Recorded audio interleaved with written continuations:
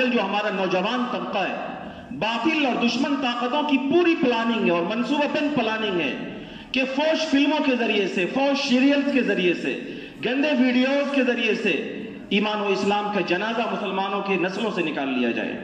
یہ تو انہوں نے پلاننگ کے تحت فلمیں بنائی، سیریل بنائی، گندی فلمیں بنائی، اور پلاننگ اس لیے تھی کہ دیکھا کہ مسلمانوں کو مارا گیا، ان کا وجود ختم نہیں ہوا، مسلمانوں کے قرآن پر حملہ ہوا، ان کا وجود ختم نہیں ہوا،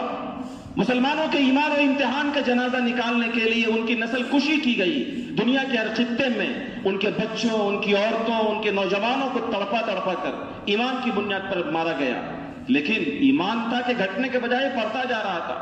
تو اب یہ پلاننگ ہوئی کہ کچھ ایسی چیزیں رائج کی جائیں جس کا لیبل بہت اچھا ہو، جس پر نام بہت اچھا ہو، چونکہ اگر بے حیائی کو بے حیائی کہہ کر دی جائے گی تو وہ شاید نہیں لیں گے۔ بے حیائیوں پر خوبصورت چیزوں کا نعرہ، خوبصورت سیریل کا نعرہ، خوبصورت کرکٹ میچوں کا نعرہ، اور اس طریقے سے خوبصورت فلموں کے ناموں کا نعرہ، اور خوبصورت ناموں کے ذریعے سے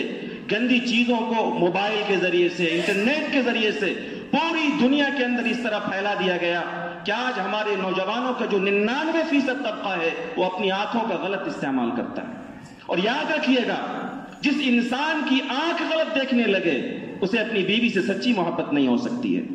جس انسان کی آنکھ غلط دیکھنے کی عادی ہو جائے وہ حلال چیزوں کے دیکھنے میں مزہ نہیں پاتا ہے، اور انسان اگر بدنظری کا شکار ہو جائے اور عادت لگ جائے اسے بچپن سے، نوجوانی سے، تو اس کی اصلاح بہت مشکل ہو جاتی ہے۔ جس انسان کو غلط چیزوں کی دیکھنے کی عادت پڑ جائے، خلوتوں میں اسے اللہ کی یاد کم آتی ہے، تنہائیوں میں امت مسلمہ کی حالت پر رونا نہیں آتا، اسے قرآن کی تلاوت میں اسے مزہ نہیں آتا، اسے علماء کی صحبت میں مزہ نہیں ملتا،